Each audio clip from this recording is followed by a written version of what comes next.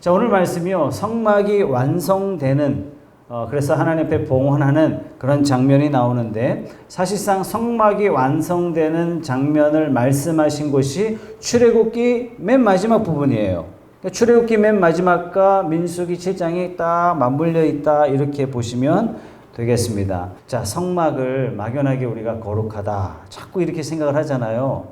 각자의 상상 속에서 거룩한 모양을 다 그려가지고 있어요. 저도 그러한 상상의 모습을 마음속에 그리고 이스라엘 가서 실제 모양의 성막을 딱 보고 충격을 받았어요. 실제로 보면 굉장히 작은 천막입니다. 그런데 성경은 천막이라고 하지 않고 성막 이렇게 말씀하고 있어요. 왠지 아시죠? 1절 말씀을 보니까 그 모든 기구와 제단과 그 모든 기물에 뭘 발랐다고요? 기름을 발라 거룩히 구별한 날에. 여러분, 기름을 발라서 거룩히 구별했어요. 기름을 바르기 전에는 천막이었는데 기름을 바르고 거룩히 구별하자 이것이 성막 되었던 것입니다. 여러분, 기름 바르기 전에는요 천막과 구별할 수 없는 겁니다. 마찬가지예요. 우리에게 성령의 기름 부으심이 없다면 그 사람은 교회 다녀도 세상 사람인지 교인인지 구별함이 없는 겁니다. 그런데 모든 기구에 기름을 발라 거룩히 구별한 날에, 여러분, 이 성막이 궁극적으로 무엇을 예표하는 그림자인지 말씀드렸죠? 성막은 바로 예수 그리스도를 예표한다라고 말씀드렸어요. 요한복음 1장 14절의 말씀이 육신이 되어 우리 가운데 거하심에 우리가 그의 영광을 보니 아버지의 독생자의 영광이요 은혜와 진리가 충만하더라. 우리 가운데 거하심에, 이 거하심에가 뭐예요? 이게 성막이에요. 이게 성막이라는 단어와 거하심에라는 이 단어와 똑같은 단어를 사용하신 거예요. 구약에는 하나님께서 어떻게 우리에게 거하셨어요? 성막을 통해서 하나님이 그곳에 거하셨어요. 성막을 통해서 하나님의 백성들 가운데 임하셨어요. 근데 신약은 어떻게 거하셨어요? 예수 그리스도로 말미암아 이 땅에 하나님이 함께 거하셨어요. 그래서 빌립이 예수님 하나님을 좀 보여주십시오 이렇게 이야기했을 때 예수님이 뭐라고 이야기했어요? 나를 본 자는 아버지를 보았다 이렇게 말씀하셨어요. 지금은요 예수님이 부활 승천하시면서 우리에게 성령을 보내주셨어요. 그래서 우리는 어떻게 하나님과 임재해요? 각자의 마음에 성령을 보내주심으로 우리가 성전된 것입니다. 여러분, 그리스도라는 이 뜻이 메시아라는 뜻이에요. 완전히 의미상 단어의 뜻을 찾는다면 그리스도는 기름 부음 받은 자라는 뜻이에요. 기름을 발라 온전히 거룩하게 성별하여 이 땅에 보내주신 분. 왜 이렇게 하셨죠? 왜 예수님이 이렇게 하셨습니까? 고린도전서 3장 16절 너희는 너희가 하나님의 성전인 것과 하나님의 성령이 너희 안에 계시는 것을 알지 못하느냐. 예수님을 거룩히 구별하여 이 땅에 보내신 궁극적인 목적은 우리를 성전 삼으시려고 예수님이 이 땅에 오셨고 우리를 성전 삼으시려고 부활하신 겁니다. 예수님 가지 마세요 그랬더니 내가 가야 성령이 오신다 이렇게 말씀하시잖아요. 예수님이 부활하시기 전에는 예수님을 눈으로 보는 가까이 있는 자만이 하나님의 임재를 볼 수 있었어요. 그러나 부활하시자 성령이 각 사람에게 임재하시고 각 곳에 임재하시고 모든 나라에 역사하시자 단 한순간에 이 땅에 있는 모든 사람들이 하나님의 임재를 체험할 수 있습니다. 자, 예수님의 부활하심으로 말미암아 우리가 성전이 된 겁니다. 자, 그러면 교회를 정의를 좀 내릴 수가 있어요. 교회란 뭐다? 예배당 아니란 얘기예요. 건물을 말하는 것이 아니라 교회란 기름을 발라 거룩하게 구별함을 받은 거룩한 공동체, 이것이 교회인 것입니다. 여러분, 기름을 무엇으로 상징했다고요? 성령을 대신하여 과거에는 기름 이렇게 대신했단 말이죠. 그래서 성막에 있는 모든 기구, 그 모든 기구에 기름을 발랐다. 이 말씀은 오늘날 교회의 모든 부서, 모든 조직, 모든 직분자에게 하나님께서 기름을 바르셨다. 이런 말씀이에요. 그 얘기는 뭐냐면 교회의 모든 직분자들이, 교회의 모든 성도들이, 교회의 모든 기관들이 성령의 주관하심 아래에 봉사할 때 참 교회다운 모습이 된다라는 그런 사실입니다. 그래서 성령을 따르지 않고 육적인 마음으로 막 교회를 섬길 때 교회는 분란이 일어나죠. 큰 소리가 나고 다툼이 일어나고. 그러나 성령께서는요, 우리를 하나 되게 하세요. 성령께서는 인간적인 눈으로 보지 못하는 것을 보게 하세요. 믿음을 따라 행하게 하십니다. 프로스 교회가 그런 교회가 되길 주님의 이름으로 축복합니다. 여러분의 각 가정이 성령의 임재하심이 충만한 그런 가정들이 되시기 바랍니다. 우리가 수요일마다 주일 예배를 위해서 기도할 때 제일 중요하게 첫 번째 기도 제목이 뭡니까? 성령의 강력한 임재하심이 있는 그런 예배가 되게 해주십시오. 우리가 그렇게 기도하는 이유가 바로 여기 있는 것입니다. 자, 결정적으로 중요한 것은 하나님께서 여러분에게도 각 사람에게 기름을 바르셨다라는 것입니다. 기름 부음을 받았기 때문에 뭐라고 이야기해요? 그리스도인, 이렇게 말하는 것입니다. 교회가 기름 부음을 받아서 거룩하게 구별되었음을 상실하게 될 때 교회는 그때부터 세속화 되는 것입니다. 세속화 됐을 때 주님이 뭐라고 말씀하셨어요? 맛을 잃은 소금이 된다. 소금이 맛을 잃으면 어떻게 해요? 세상에 밟힐 뿐이라. 주님이 그렇게 말씀하셨잖아요. 그래서 우리가 성령의 충만함을 잃으면 교회는요, 세속화되고 세상으로부터 조롱거리가 될 수밖에 없는 것입니다. 이 세상의 조롱거리가 되었는데 우리가 핍박받는다 이렇게 또 스스로 영광스럽게 생각하는 사람들이 오늘날 너무 많더라고요. 우리가 어떨 때 핍박받아야 진짜 핍박이에요?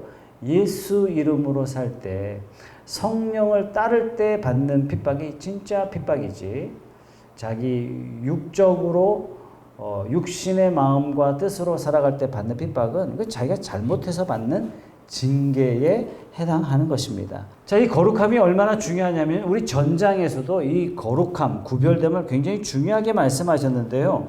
특히 나실인에 대해서 전장에 전반부에 말씀하셨는데 6장 12절 말씀에 보면 이런 말씀이 있어요. 6장 12절 하반절 말씀해 보세요. 자기의 몸을 구별한 때에 그 몸을 더럽혔은즉 지나간 기간은 무효니라. 만약에 하나님 앞에 구별함을 받은 특별한 하나님의 성도가 만약에 거룩함을 상실하게 된다면 그동안 해왔던 모든 사역, 모든 일들, 모든 은혜 다 무효다. 하나님 그렇게 말씀하시는 거예요. 그리스도인으로 구별됨을 지키기 위해서 우리가 늘 깨어 있어야 함이 얼마나 중요한지 가르쳐주는 그런 말씀이죠. 자, 성별하게 한 다음에 뭐 하라? 드리라. 그래서 이 7장이 89절까지 있어요. 89절까지. 12번이나 족장들이 하나님 앞에 나와 드렸다. 이 드렸다라는 단어가 무려 19번이나 반복해서 나오는 것이 오늘 7장의 말씀입니다. 그렇게 보면 7장의 핵심은 뭐예요? 드림이에요. 드림. 하나님 앞에 드림. 그런데 드리기 위해서는 먼저 뭘 해야 되냐면 반드시 자기를 거룩히 구별하여 구별된 하나님의 백성이 되어야 한다는 사실이에요. 그러니까 구별되지 않은 자의 드림 하나님께서 받지 않으시는 것입니다. 자, 10절 말씀 보겠습니다. 10절 말씀에 제단의 기름을 바르던 날에 지휘관들이 제단의 봉헌을 위하여 헌물을 가져다가 그 헌물을 제단 앞에 드리니라. 여러분, 여기 나오는 제단이 뭘까요? 성막 안에는 단이 몇 개가 있거든요. 여기서 말씀하시는 제단은 번제단은 말씀하시는 겁니다. 번제단이 무엇을 궁극적으로 상징한다고요? 예수 그리스도 갈보리 십자가, 예수님이 희생하시는, 예수님이 죽으시는 십자가 언덕을 상징하는 것이 바로 번제단입니다. 자, 이 제단의 봉헌 예물을 어떻게 하라고요? 매일 한 사람씩 나와서 드려라. 이렇게 하나님께서 말씀하셨어요. 11절 보세요. 여호와께서 모세에게 이르시기를 지휘관들은 하루 한 사람씩 제단의 봉헌물을 드릴지니라. 왜 이렇게 말씀하셨을까요? 이런 말씀을 읽을 때, 야, 하나님은 봉헌물을 그렇게 좋아하시나 보다. 하나님은 헌금하는 걸 그렇게 좋아하시나 봐. 그렇지 않다면 이 명령에 하나님의 의도가 어떤 의도가 있는지, 도대체 하나님은 어떤 마음이셨기 때문에 너희는 매일 아침 한 사람씩 나와 드리라 이렇게 명령하셨을까요? 여러분, 이 말씀이 해석이 잘 돼야 돼요. 이게 해석이 안 되면 하나님이 어떤 하나님인지 내 마음속에는 그저 막연하고 추상적이고 무섭고 받기만 원하시는 그런 하나님으로 우리가 생각할 수 있습니다. 자, 여러분, 창세기 하면 가장 중요한 인물이 바로 아브라함입니다. 창세기의 분기점이 뭐냐? 하나님께서 아브라함을 부르신 사건이 분기점이에요. 자, 하나님께서 아브라함을 부르셨는데 아브라함 인생의 가장 중요한 사건은 또 뭡니까? 아들 이삭을 바치는 사건이에요. 자, 하나님이 아브라함을 부르시면서 아브라함이 등장하고 아브라함이 이삭 바치는 사건이 끝나자 역사의 아브라함이 퇴장합니다. 자, 그렇게 본다면 아브라함 인생의 가장 중요한 사건, 하나님이 아브라함 왜 부르셨어요? 이삭 바치는 사건까지 오게 하시려고 하나님께서 아브라함을 부르셨다라고 우리는 결론을 내릴 수 있습니다. 왜 하나님께서는 아들 이삭을 바치라 하셨죠? 1. 아브라함이 얼마나 충성하는지 보려고. 2. 우리는 신약을 아니까 하나님이 나도 바칠 건데 너도 한번 바쳐봐. 이런 마음으로 하나님이 바치라 그랬다. 여러분, 어떻게 생각하십니까? 하나님께서 아브라함에게 아들 이삭을 바치라 하시는 것은 궁극적으로 하나님이 내가 내 아들을 너희들을 위해서 바칠 거다. 이것을 미리 보여주시는 거예요. 여러분, 성경에 하나님께서 바치라, 바치라, 기도하라, 기도하라. 데살로니가 전서 5장 16절에서 18절 항상 기도하라 그래서 항상 기도하라. 우리가 어떻게 항상 기도해요? 아니, 회사도 가야 되고 뭐 일도 해야 되고 밥도 먹어야 되는데 아예 지키지도 못할 말씀 우리에게 주신 겁니까? 여러분, 항상 기도하라 이 말씀은 하나님 편에서 내가 너의 기도를 항상 듣겠다는 얘기예요. 언제든지 기도하라는 그런 뜻이에요. 그러니까 모든 말씀은 하나님 편에서 해석할 수 있어야 됩니다. 자, 오늘 우리 민수기 7장에도 계속 바치라, 바치라, 바치라. 심지어 아브라함에게 아들 이삭도 바쳐라 이렇게 말씀하시는 이 말씀 속에는 어떤 하나님의 마음이 담겨져 있냐면 내가 바칠 것이다. 그걸 알려주시는 거예요. 아브라함이 결국 이삭을 바쳤습니까? 안 바쳤어요.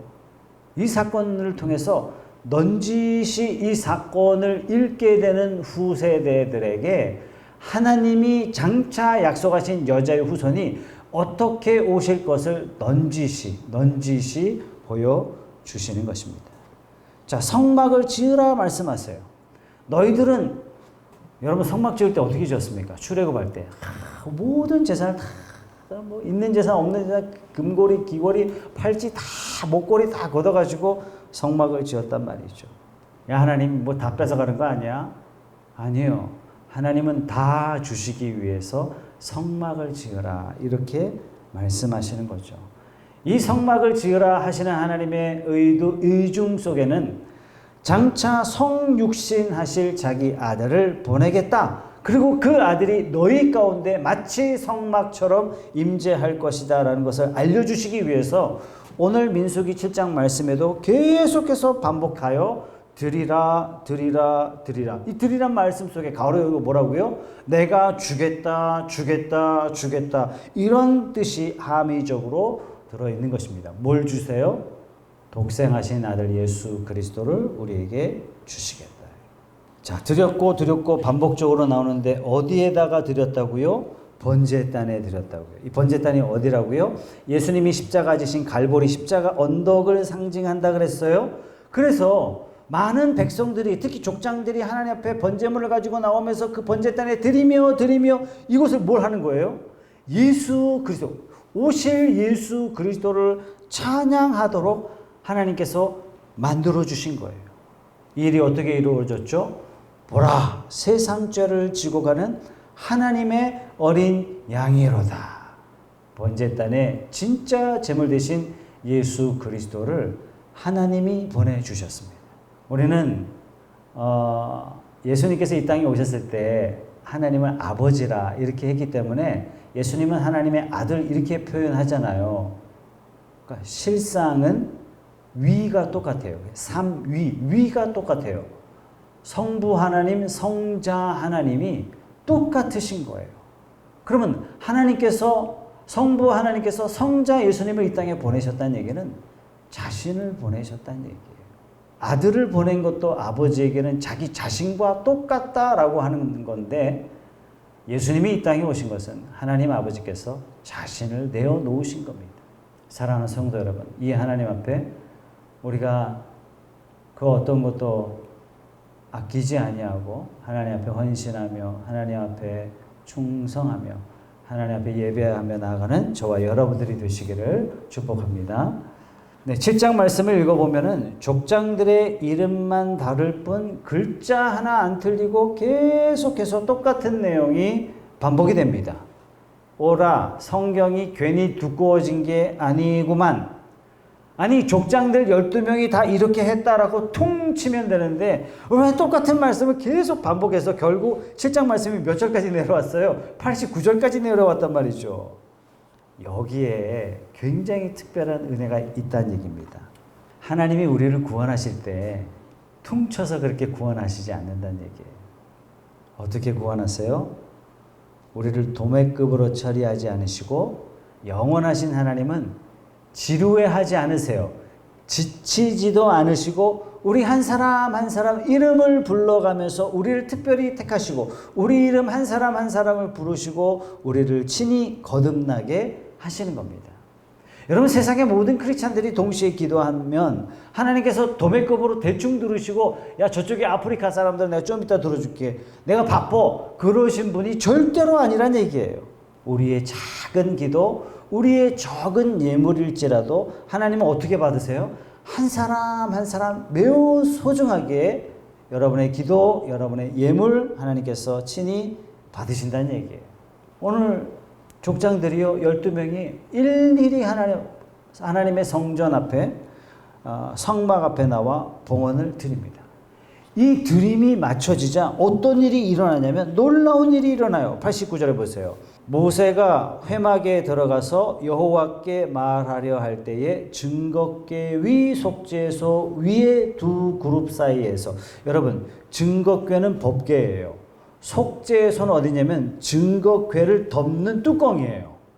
그러니까 속죄소는 어디냐면 법궤의 뚜껑입니다. 법궤의 뚜껑이 양쪽에 뭐가 있어요? 황금으로 도배된 천사가 이렇게 서로 마주보고 있죠. 이 천사가 마주보고 있는 이 천사를 뭐라고 표현했냐면 두 그룹 이렇게 이야기했어요. 천사를 그룹 이렇게 표현한 겁니다. 자, 두 그룹 사이에 자기에게 말씀하시는 목소리를 들었으니 여호와께서 그에게 말씀하심이었더라. 하나님께서 어디서 말씀하신다고요? 증거궤, 즉 법궤, 증거궤 위 속죄소 위에 두 그룹 사이에 모세가 이쪽에 섰고 하나님이 그룹 가운데 나타나셔서 말씀해 주신 겁니다. 왜 거기서 나타납니까? 전능하신 하나님 아무 때나 나타나도 되시잖아요. 그런데 이곳에서 만나주겠다라고 하나님 말씀하셨어요. 왜 그렇죠? 이 뚜껑을 뭐라 그러냐면 속죄소라 그랬어요. 자, 번제물의 피를 받아가지고 어디다 뿌린다고요? 속죄소 위에 뿌리는 거예요. 하나님이 왜 만나주시냐면 피가 뿌려졌기 때문에 하나님이 만나주시는 거예요. 하나님과의 만남이 어떻게 가능하냐면 피가 뿌려졌기 때문에 가능한 거예요. 놀라운 계시고 너무나 명쾌하고 명확한 계시 아닙니까? 우리가 어떻게 하나님을 아빠, 아버지라 부릅니까? 예수 그리스도께서 갈보리 언덕에 흘리신 그 피를 우리가 믿음으로 그 피를 의지해서 하나님을 아버지라 부를 수 있는 거 아닙니까? 그 피를 의지해서 우리가 담대히 하나님 앞에 나아갈 수 있는 것 아니겠습니까?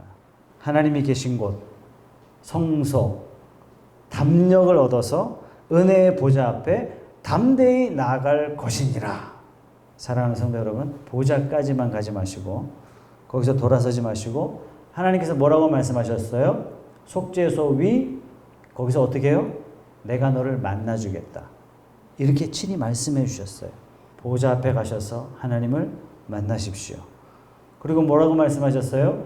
너희에게 명령하여 모든 일을 너희에게 일러주겠다라고 하나님께서 친히 말씀하셨어요.